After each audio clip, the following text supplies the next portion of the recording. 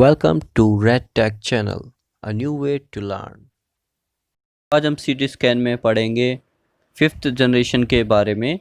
Please watch the previous video before watching this. The link is given in the description. So let's begin. 5th generation.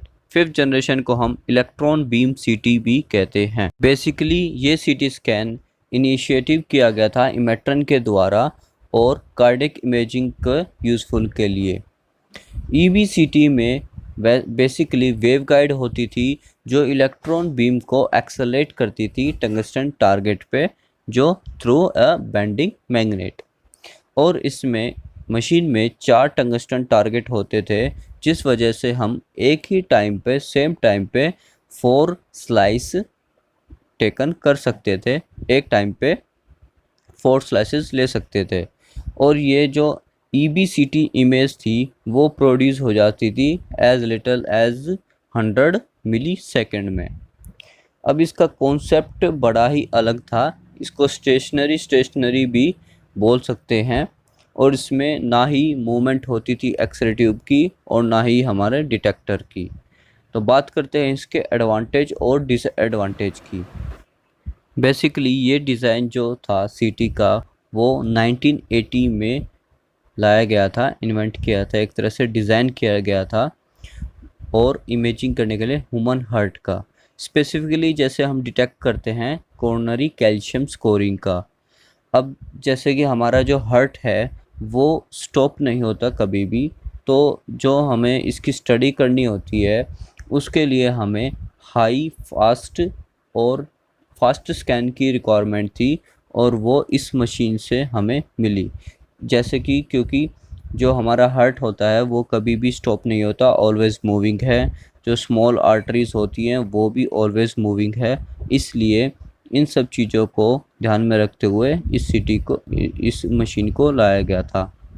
इसमें rapid imaging होती थी और ये calcium जो deposit है उसकी एक्यूरेट तरीके से बता देता था.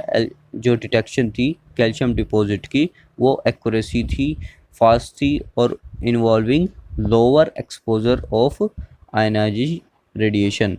इसमें लोअर एक्सपोजर था आयनाइजिंग रेडिएशन का.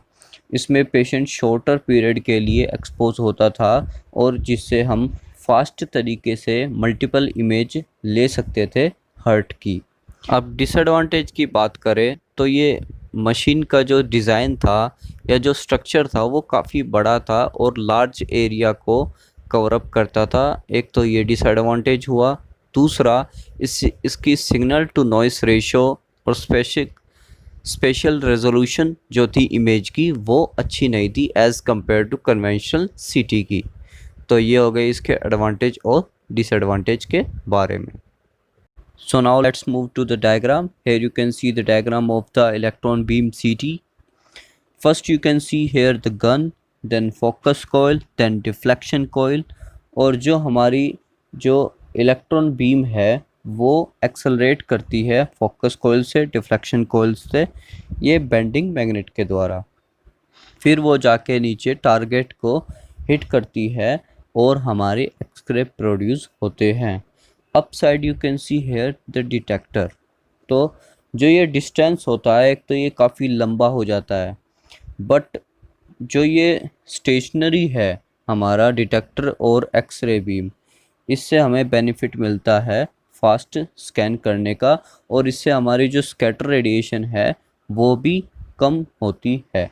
बट इसके साइड इफ़ेक्ट में यही है कि इसकी जो स्पेशल रेजोल्यूशन होती है इमेज इतनी अच्छी नहीं आती एज़ कंपेयर टू कन्वेंशनल सीटी. तो ये था इलेक्ट्रॉन बीम सीटी के बारे में. About this information is not in abundant way, so I tried to explain you all the things very clearly.